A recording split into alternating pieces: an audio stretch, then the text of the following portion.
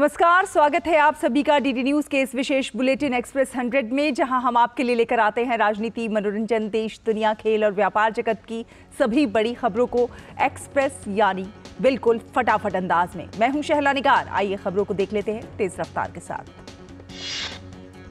राष्ट्रपिता महात्मा गांधी की आज पुण्यतिथि है। राजधानी दिल्ली के राजघाट स्थित बापू की समाधि पर आज सर्वधर्म प्रार्थना सभा का होगा आयोजन, जिसमें प्रधानमंत्री नरेंद्र मोदी भी लेंगे भाग। सत्य और अहिंसा के रास्ते पर चलते हुए महात्मा गांधी ने न सिर्फ अंग्रेजों को भारत छोड़ने के लिए मजबूर किया, बल्कि लोगों के जीवन में बदलाव के लिए भी काम किया। रक्षा मंत्री राजनाथ सिंह ने सोशल मीडिया प्लेटफॉर्म एक्स पर बापू को श्रद्धांजलि दी है। उन्होंने कहा है कि राष्ट्र बापू के योगदान के प्रति सदैव कृतज्ञ रहेगा।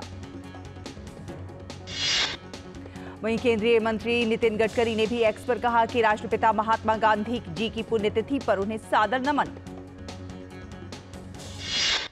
संसद के बजट सत्र से पहले सरकार ने आज दोनों सदनों में सुचारू कार्यवाही सुनिश्चित करने के लिए सर्वदलीय बैठक बुलाई है। संसदीय कार्य मंत्री प्रहलाद जोशी लोकसभा और राज्यसभा में राजनीतिक दलों के नेताओं के साथ बैठक करेंगे। बजट सत्र 31 जनवरी से 9 फरवरी तक चलेगा। 31 जनवरी को राष्ट्रपति द्रौपदी मुर्मू के अभिभाषण के साथ बजट सत्र की शुरुआत होगी। वित्त मंत्री निर्मला सीतारमण 1 फरवरी को अंतरिम बजट पेश करेंगे। केंद्रीय गृह एवं सहकारिता मंत्री अमित शाह आज नई दिल्ली में कृषि एवं ग्रामीण विकास बैंकों तथा राज्यों, केंद्र शासित प्रदेशों की सहकारी समितियों के रजिस्ट्रार कार्यालयों की कंप्यूटरीकरण परियोजना का शुभारंभ करेंगे।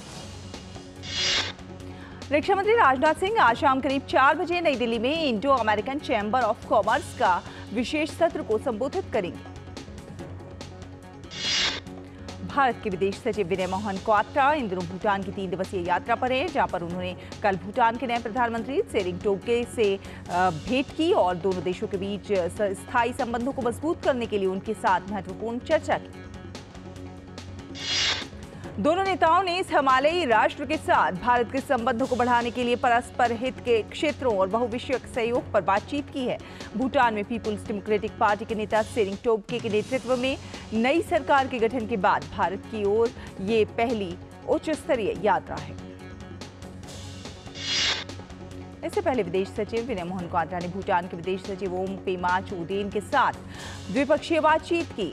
बैठक में विकास कार्य संबंधित साझेदारी, अंतरिक्ष ऊर्जा, व्यापार, प्रौद्योगिकी, आर्थिक संबंधों के मुद्दों पर व्यापक चर्चा की गई। नौकरी के बदले जमीन घोटाले मामले में आरजेडी नेता तेजस्वी यादव को आज प्रवर्तन निदेशालय ने पूछताछ के लिए बुलाया है। ईडी ने तेजस्वी यादव को पटना में स्थित दफ्तर में पेश होने के लिए कहा है। इससे पहले कल ईडी ने राजद प्रमुख लालू प्रसाद यादव से करीब 10 घंटों तक पूछताछ की थी। ये पूरा मामला 2004 से 2009 के बीच का है। उस वक्त RJD supremo Lalu Prasad Yadav rail मंत्री थे। लालू प्रसाद यादव पर आरोप है कि रेल मंत्री रहते हुए उन्होंने बिना विज्ञापन के सरकारी नौकरियां दी। इसके बदले में उन्होंने अभ्यर्थियों से जमीनें अपने नाम लिखवाई।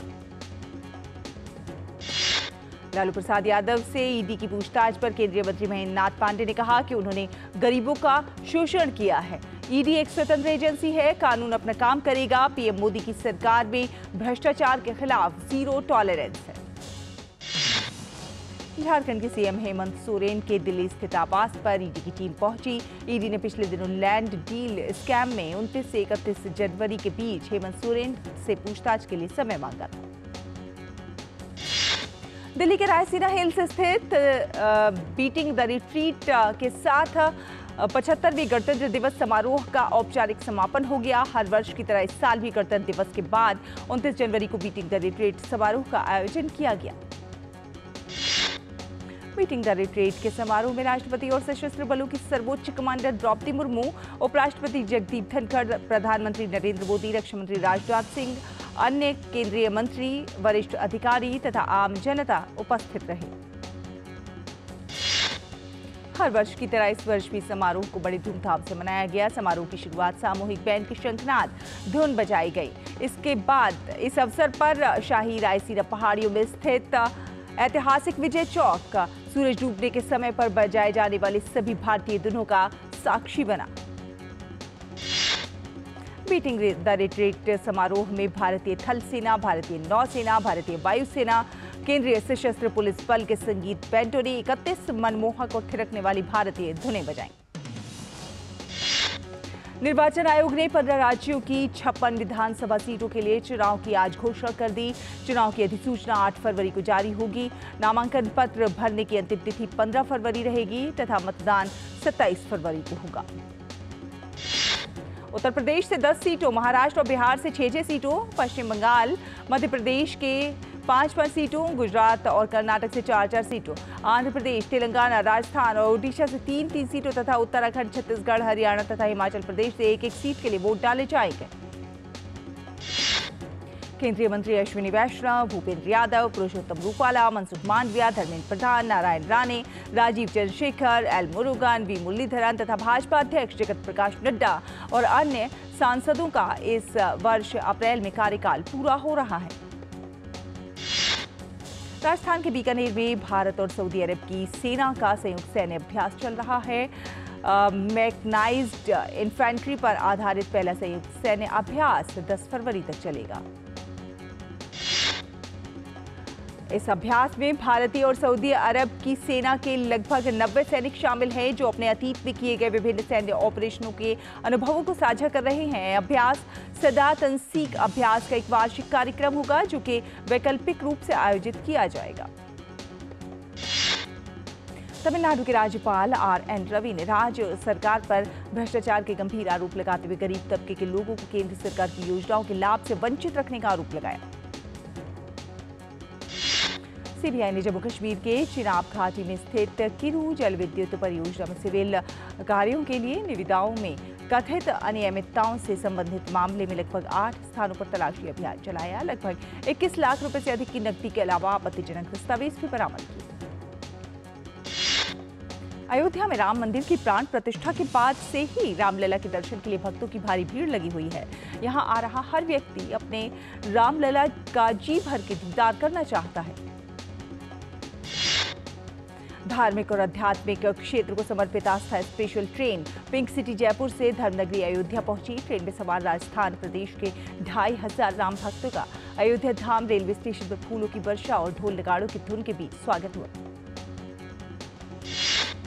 स्वागत से अभिभूत हुए राम भक्तों ने प्रधानमंत्री नरेंद्र मोदी के प्रति आभार व्यक्त किया और कहा कि ऐसा प्रधानमंत्री ना होता तो हम लोग अपने आराध्य के दर्शन इतनी सुविधाजनक ढंग से ना कर पाते। पश्चिम बंगाल में बिगड़ती कानून व्यवस्था को लेकर भाजपा कार्यकर्ताओं ने बैरकपुर में विरोध प्रदर्शन किया। प्रदर्शनकारियों पर पुलिस ने बहुत ही बर्बर तरीके से लाठियां बरसाईं, जिसमें कई भाजपा कार्यकर्ता बुरी तरह से घायल हो गए। गोवा में 6 से 9 फरवरी के बीच इंडिया एनर्जी वीक 2024 का आयोजन होने जा रहा है। इस कार्यक्रम में दुनिया भर के 100 से ज्यादा देशों के प्रतिनिधि ऊर्जा क्षेत्र के आगे की रणनीति पर विचार विमर्श करने के लिए एकत्रित हो रहे हैं। उत्तराखंड के मुख्यमंत्री पुष्कर सिंह धामी ने कहा कि यूनिफॉर्म सिविल कोड पर गठित कमेटी ने अपना काम पूरा कर लिया है। कमेटी 2 तारीख को ड्राफ्ट सौंप देगी और उनके ड्राफ्ट देने के बाद हम उसका आकलन करेंगे। उसके बाद राज्य विधानसभा में यूनिफॉर्म सिविल कोड एक्ट बनाने की कार्रवाई की जाएगी।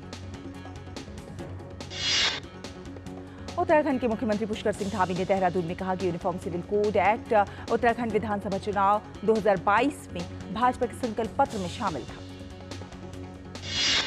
अमरोहा से श्रीमद दयानंद कन्या गुरुकुल महाविद्यालय की छात्रा सिमरन ने योगासन में विश्व रिकॉर्ड बनाया। सिमरन ने 28 मिनट तक लगातार निद्रासन कर रिकॉर्ड बनाया। सिमरन की ये उपलब्धि योगासन book of record world record में दर्ज की गई। उत्तर भारत में घने कोहरे और शीतलहर का प्रकोप लगातार जारी है। राजधानी दिल्ली और एनसीआर में घने कोहरे के कारण आज तड़के विजिबिलिटी 0 दर्ज हुई। हालांकि कल मौसम साफ था और चटक धूप खिलने से लोगों ने ठंड से थोड़ी राहत महसूस की थी, लेकिन आज फिर से कोहरे ने उत्तर भारत के अधिकतर हिस्सों को अपनी चपेट में ले लिया। दिल्ली में कोहरे के कारण कई ट्रेनें देरी से चल रही हैं। परिचालन में देरी के कारण यात्रियों को परेशानी का सामना करना पड़ रहा है। मौसम विभाग के मुताबिक उत्तर भारत में अगले 2 दिनों में मौसम और भी खराब हो सकता है। आने वाले दिनों में ज्यादातर हिस्सों में बारिश के भी आसार बन रहे हैं। लोग खुद को गर्म रखने के लिए अलाव का सहारा ले रहे हैं। मौसम विभाग ने आज एक तस्वीर साझा की जिसमें पंजाब, हरियाणा, उत्तर पश्चिम राजस्थान और पूर्वी उत्तर प्रदेश के अलग अलग पर कोहरे की चादर साफ नजर आ रही है। दिल्ली, बिहार और ओडिशा में अलग अलग हिस्सों में घना कोहरा दिखाई दे रहा है। कश्मीर घाटी में पिछले 2 महीने के इंतजार के बाद बर्फबारी के बाद लोगों के चेहरे खिल गए हैं। सोनबर्ग और गुलबर्ग में हो रही बर्फबारी का पर्यटक और स्थानीय लोग लुत्फ उठा रहे हैं। वहीं पुंछ पीर पंजाल रेंज पर भारी बर्फबारी के कारण मुगल रोड को बंद कर दिया गया है। पूरा इलाका सफेद चादर से ढका हुआ है। लोगों को भी आने जाने से अभी रोक दिया गया है। मौसम विभाग के अनुसार अगले 2 दिनों में कुपवाड़ा, बांदीपोरा, बारामूला, गांदरबल, शोपियां, कुलगाम और अनंतनाग जिलों में जैसे ऊंचे इलाकों में भारी बर्फबारी होगी। लेह में आज सुबह भूकंप के झटके महसूस किए गए। 5:39 पर आए इस भूकंप की तीव्रता 3.4 मापी गई। संस्कृत के प्रचार प्रसार को समर्पित संस्कृत भारती द्वारा हाल ही में चेन्नई में 5th Sanskrit short film festival का आयोजन हुआ, जहां पर श्रेष्ठ लघु संस्कृत फिल्म्स पुरस्कृत भी की गई।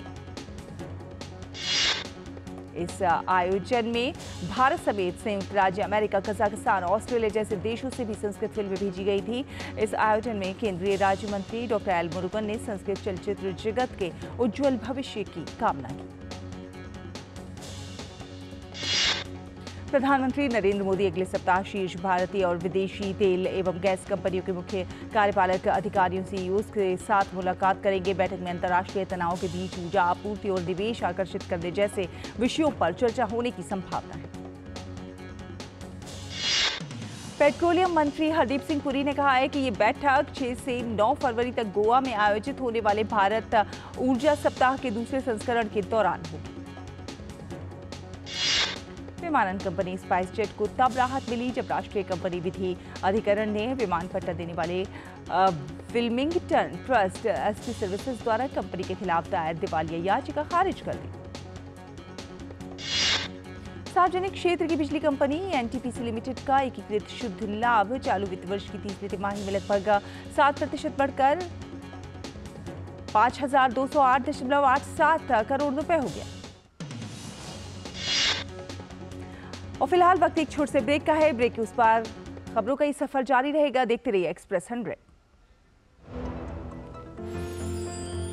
साल, बरस और सदी नहीं, एक युग गुजर जाएगा। उम्र न पूछो वंडर की, जब फर्क नजर आएगा। वंडर सीमेंट, फर्क नजर आएगा। मोदी सरकार की गारंटी, हर गरीब का मुफ्त इलाज। 55 करोड़ लोगों को दी हर साल 5 लाख रुपए तक के मुफ्त इलाज की निश्चिंतता। हमारा संकल्प, विकसित भारत। ब्रेक के बाद स्वागत है। आप देख रहे हैं एक्सप्रेस 100। रुक करते हैं कुछ अन्य खबरों का। उत्तर प्रदेश के मुख्यमंत्री के अतिरिक्त मुख्य सचिव एसपी गोयल ने अंतर्राष्ट्रीय हवाई अड्डे पर निर्माण की प्रगति की समीक्षा की है। इस दौरान उन्होंने अधिकारियों को इस साल सितंबर तक काम पूरा करना सुनिश्चित करने के निर्देश दिए।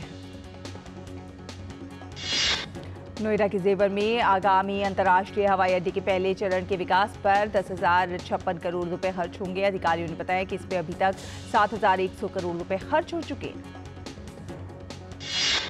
दूरसंचार विभाग ने सेवा परिचालकों से अपनी प्रणाली का सुरक्षा ऑडिट कराने के लिए कहा है। एक साइबर सुरक्षा कंपनी के 75 करोड़ भारतीय ग्राहकों से जुड़ी जानकारी में सेंध लगने के दावे के बाद विभाग ने निर्देश जारी किए हैं।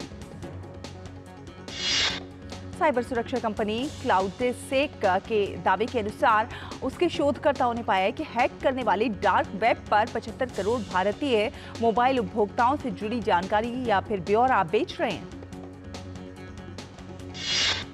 रोजमर्रा के उपभोग का सामान बनाने वाली कंपनी मैरिको लिमिटेड का दिसंबर 2023 को समाप्त चालू वित्त वर्ष की तीसरी तिमाही का एकीकृत शुद्ध मुनाफा 15.9% बढ़कर 386 करोड़ रुपए हो गया है। एयर इंडिया पायलट यूनियनों ने आरोप लगाया कि एयरलाइन प्रबंधन उनके कुछ सदस्यों को उड़ान ड्यूटी का समय निर्धारित सीमा से आगे बढ़ाने के लिए उन्हें डरा रहा है और मजबूर कर रहा है। इंडियन कॉमर्शियल पायलट एसोसिएशन और इंडियन पायलट गिल्ड ने एयर इंडिया के प्रबंध निदेशक और मुख्य कार्यपालक का अधिकारी कैम्पबेल विल्सन को पत्र लिखकर मुद्दों को उठाया है। परिसंपत्ति प्रबंधन कंपनियों ने बाजार में तेजी के माहौल के बीच वर्ष 2023 में 212 नई फंड पेशकश के जरिए 63,854 करोड़ रुपए जुटाए। एएमसी ने वर्ष 2022 में 228 एनएफओ के जरिए 62,187 करोड़ रुपए जुटाए थे। देश में लगातार तीसरे वर्ष 7% से अधिक की वृद्धि दर्ज की गई है। आर्थिक विभाग ने भारतीय अर्थव्यवस्था समीक्षा की रिपोर्ट के अनुसार नियमित आर्थिक वृद्धि सुनिश्चित करने की भारत की प्रतिबद्धता से जलवायु परिवर्तन तथा कार्बन उत्सर्जन कम करने के लिए आवश्यक निवेश संबंधी संसाधन उपलब्ध हो पा रहे हैं। भारत के वित्तीय क्षेत्र की अच्छी स्थिति का अनुमान लगाते हुए समीक्षा में कहा गया है कि 10 साल में सार्वजनिक क्षेत्र में पूंजी निवेश बढ़ा है। वर्ष 2014 से ढांचागत सुधार लागू होने से अर्थव्यवस्था को मजबूती मिली है। जॉर्डन सीरियाई सीमा पर स्थित अमेरिकी सैन्य ठिकाने पर हुए ड्रोन हमले में 3 अमेरिकी सैनिकों की मौत के बाद अमेरिकी प्रशासन ने कहा है कि ईरान के साथ व्यापक युद्ध नहीं चाहता। व्हाइट हाउस के राष्ट्रीय सुरक्षा प्रवक्ता जॉन किर्बी ने कहा है कि हम संघर्ष नहीं करना चाहते। अमेरिका ने इस हमले के लिए ईरान समर्थित चरमपंथी समूह को जिम्मेदार बताया। वहीं ईरान ने अमेरिका के आरोपों का खंडन किया है। इससे पहले अमेरिकी राष्ट्रपति जो बाइडेन ने कहा कि अमेरिका अपने हिसाब से बदला लेगा।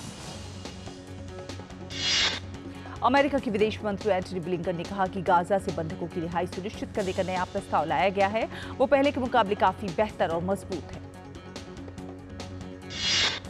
इससे पहले व्हाइट हाउस के राष्ट्रीय सुरक्षा प्रवक्ता जॉन किर्बी ने कहा था कि अमेरिका गाजा में हिंसा को समाप्त करने के लिए संघर्ष विराम चाहता है। अमेरिकी विदेश मंत्री एंटनी ब्लिंकन ने कहा कि अमेरिका को उम्मीद है कि हंगरी आने वाले हफ्तों में स्वीडन को नाटो में शामिल होने की मंजूरी देगा। एंटनी ब्लिंकन ने संवाददाताओं से कहा कि हंगरी को अब स्वीडन के विलय की प्रक्रिया को पूरा करने के लिए कार्रवाई करनी होगी, लेकिन मुझे पूरी उम्मीद है कि आने वाले हफ्तों में होगा जब हंगरी की संसद वापस आएगी। चिली में इन दिनों भीषण गर्मी पड़ रही है। राजधानी सैंटियागो में भीषण गर्मी के प्रकोप को देखते हुए रेड अलर्ट जारी किया गया है। चिली के कई क्षेत्रों में तापमान 35 डिग्री के पार दर्ज किया गया। प्रशासन ने लोगों को घरों में रहने की सलाह दी है। चीन ने बांग्लादेश के साथ सभी क्षेत्रों में द्विपक्षीय सहयोग को मजबूत करने के उद्देश्य से प्रधानमंत्री शेख हसीना को देश की आधिकारिक यात्रा पर आमंत्रित किया है। ब्रिटेन के महाराजा चार्ल्स तृतीय को प्रोस्टेट के उपचार के बाद सोमवार को अस्पताल से छुट्टी दे दी गई। इस दौरान उनके साथ महारानी कैमिला पार्कर भी थीं। अमेरिका के राष्ट्रपति चुनाव में रिपब्लिकन पार्टी की ओर से उम्मीदवारी के लिए प्रयासरत भारतीय अमेरिकी निकी हेली ने कहा है कि डोनाल्ड ट्रंप नामांकन के जरिए धौंस नहीं जमा सकते हैं। फ्लोरिडा के गवर्नर रॉन डेसेंटिस और उद्यमी से नेता बने भारतीय मूल के विवेक रामास्वामी के इस महीने की शुरुआत में राष्ट्रपति पद की दौड़ से हटने के बाद रिपब्लिकन पार्टी में ट्रंप के खिलाफ हेली एकमात्र प्रत्याशी बच गई हैं। अमेरिका के जॉर्जिया में एक भारतीय छात्र की हत्या का मामले में भारत के महावाणिज्य दूतावास ने गहरा दुख व्यक्त किया है। वाणिज्य दूतावास ने हमले की कड़े शब्दों में निंदा की है। दूतावास ने कहा कि अमेरिकी अधिकारियों ने आरोपी को गिरफ्तार कर लिया और मामले की जांच कर रहे हैं। वाणिज्य दूतावास ने कहा कि उसने घटना के तुरंत बाद विवेक सैनी के परिवार से संपर्क किया और पार्थिव शरीर को भारत भेजने का प्रबंध किया जा रहा है। अंडर 19 विश्व कप के सुपर 6 स्टेज में आज टीम इंडिया की भिड़ंत न्यूजीलैंड के साथ होगी। उदय सहारन की कप्तानी में भारतीय टीम ने अब तक खेले गए तीनों ही मैचों में जीत हासिल की है। ग्रुप ए में शीर्ष पर रहकर सुपर 6 में पहुंची भारतीय टीम के लिए अच्छी बात यह है कि इसी मैदान पर अगला मैच खेला जाना है, जहां उसने तीनों मैच जीते हैं। भारत ने बांग्लादेश, आयरलैंड और अमेरिका को हराया है।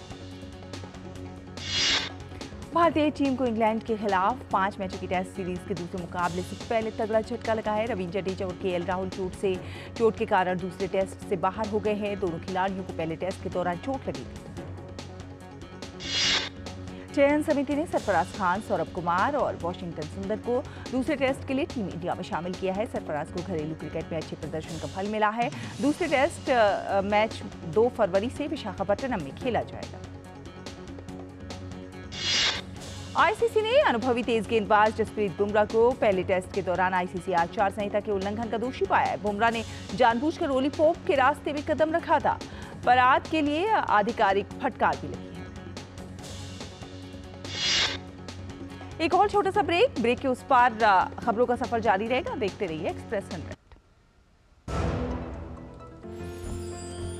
साल, बरस और सदी नहीं, एक युग गुजर जाएगा। उम्र न पूछो वंडर की, जब फर्क नजर आएगा। वंडर सीमेंट, फर्क नजर आएगा। ब्रेक के बाद स्वागत है आपका। रुक करते हैं कुछ अन्य खबरों का। भारत के तेज गेंदबाज दीपक चाहर वापसी करने को तैयार है और उनकी नजरें T20 विश्व कप पर है। चयन होने के बावजूद व्यक्तिगत कारणों से वो भारत के दक्षिण अफ्रीका दौरे का हिस्सा नहीं हो पाए थे। इसके बाद वो अफगानिस्तान के खिलाफ T20 सीरीज का भी हिस्सा नहीं थे। ओमान के मस्कट में चल रहे FIH हॉकी 5S पुरुष विश्व कप में भारतीय टीम का दमदार प्रदर्शन जारी है। भारतीय टीम ने तीसरे मुकाबले में जमैका को 13-0 से हराकर क्वार्टर फाइनल में स्थान बना लिया है। भारत की तरफ से मनिंदर सिंह ने 4 गोल करने में सफलता पाई। भारत ने शुरुआत से ही आक्रामक रवैया अपनाया। मनिंदर सिंह शुरुआत में ही 2 गोल किए और भारत की तरफ से मोहम्मद रहील और मनदीप मोर ने 2-2 गोल किए। खेल मंत्रालय ने एशियाई खेलों में पदक विजेता लंबी दूरी के धावक अविनाश साबले और पारुल चौधरी के अमेरिका के कोलोराडो में प्रशिक्षण के अनुरोध को मंजूरी दे दी है। साबले और पारुल कोच कोलोराडो स्प्रिंग्स में उच्च ऊंचाई वाले केंद्र में अभ्यास करेंगे। चेन्नई में चल रहे खेलो इंडिया यूथ गेम्स के तैराकी में लड़कों के 400 मीटर फ्री स्टाइल में राजस्थान के युग चेलानी ने स्वर्ण पदक जीतने में सफलता पाई। युग ने 4 मिनट 5.23 सेकंड के साथ पहला स्थान प्राप्त किया। लड़कियों के 400 मीटर मेडल में कर्नाटक की तान्या ने भी सभी को पीछे छोड़ते हुए स्वर्ण पदक अपने नाम करने में सफलता पाई। उन्होंने 5 मिनट 10.24 सेकंड में रेस को पूरा किया। लड़कियों के 100 मीटर फ्री स्टाइल के फाइनल में असम की ज्योति हजारिका ने स्वर्ण पदक अपने नाम किया। महाराष्ट्र की तैराक को रजत और गुजरात की तैराक को कांस्य पदक प्राप्त हुआ। लड़कों के 100 मीटर फ्री स्टाइल में आंध्र प्रदेश के एस गोगेटी ने स्वर्ण पदक जीतने में सफलता पाई, तो वहीं पश्चिम बंगाल की अंशु ने रजत और असम के तैराक ने कांस्य पदक जीता। कुश्ती में लड़कों के 65 किलोग्राम भार वर्ग में दिल्ली के सागर ने शानदार खेल दिखाते हुए स्वर्ण पदक जीता। सागर ने फाइनल में महाराष्ट्र के पहलवान को आसानी से शिकस्त दी। स्विट्जरलैंड में आयोजित फ्री राइड एंड डेगिन स्नो खिताब 2024 में युवा खिलाड़ियों का दमदार प्रदर्शन देखने को मिला। अमेरिकी युवाओं 19 वर्षीय टायलर ब्लॉकर और 18 वर्षीय ऑस्टिन पिकेट ने खिताब अपने नाम किया। एक छोटी सी भूल के कारण हॉलीवुड के गायक निक जोनस को मुंबई एयरपोर्ट पर मुश्किलों का सामना करना पड़ा। दरअसल निक के पास टिकट नहीं होने के कारण सुरक्षाकर्मियों ने उन्हें कुछ देर के लिए एयरपोर्ट परिसर में प्रवेश करने से रोक दिया। ऋतिक रोशन और Deepika Padukone starrer film fighter box office पर शानदार प्रदर्शन कर रही है। फिल्म ने महज 5 दिनों में 100 करोड़ का आंकड़ा पार कर लिया है। निर्माता श्री राम राघवन ने सबसे कम उम्र में परमवीर चक्र से सम्मानित लेफ्टिनेंट अरुण खेत्रपाल की बायोपिक बनाने का फैसला किया है। इस पर राघवन ने कहा कि बायोपिक का नाम 21 होगा। इस फिल्म की शूटिंग फरवरी में शुरू होगी। चर्चित शीना बोरा केस पर आधारित series the Indrani Mukherjee story बड़ी ट्रुथ जल्द ही दर्शकों के बीच होगी। शो को 23 फरवरी को OTT प्लेटफॉर्म नेटफ्लिक्स पर प्रसारित किया जाएगा। तेजा सज्जा स्टारर फिल्म हनुमान ने बॉक्स ऑफिस पर इतिहास रच दिया है। महज 20 करोड़ की बजट में बनी इस फिल्म ने अब तक सिल्वर स्क्रीन पर 250 करोड़ से अधिक की शानदार कमाई करने में सफलता पाई। काजोल और करण जौहर लगभग 14 साल बाद एक बार फिर एक साथ फिल्म सरजमी में काम करते नजर आ सकते हैं। इस फिल्म के जरिए सैफ अली खान के बेटे इब्राहिम अली खान अपनी एक्टिंग डेब्यू करने जा रहे हैं। अभिनेत्री जानवी कपूर बहुत जल्द साउथ सुपरस्टार सूर्या के साथ फिल्म कर्ण में नजर आने वाली हैं। राकेश ओम प्रकाश के निर्देशन में बनने वाली ये फिल्म माइथोलॉजिकल स्टोरी महाभारत के किरदार कर्ण की कहानी पर आधारित होगी। 69वें फिल्म फेयर अवार्ड्स के दौरान 12th फेल को बेस्ट फिल्म के पुरस्कार से नवाजा गया, तो वहीं एनिमल के लिए रणबीर कपूर को बेस्ट एक्टर का अवार्ड मिला। फिल्म फेयर अवार्ड्स के दौरान कार्तिक आर्यन बड़े हादसे का शिकार होने से बाल बचे। समारोह के दौरान दर्शकों की भीड़ बेकाबू होकर बैरिकेड तोड़कर एक दूसरे पर गिर पड़े। हालांकि सुरक्षाकर्मियों ने समय रहते कार्तिक को बाहर निकाला। अभिनेत्री परिणीति चोपड़ा ने हाल ही में मुंबई फेस्टिवल 2024 के दौरान लाइव सिंगिंग का परफॉर्मेंस दिया। परिणीति ने एक सोशल मीडिया पोस्ट के जरिए इसकी जानकारी देते हुए कहा कि ये मेरे लिए किसी सपने जैसा था। इसी के साथ एक्सप्रेस न्यूज में फिलहाल इतना ही। हमें और हमारी पूरी टीम को दीजिए अनुमति। नमस्कार।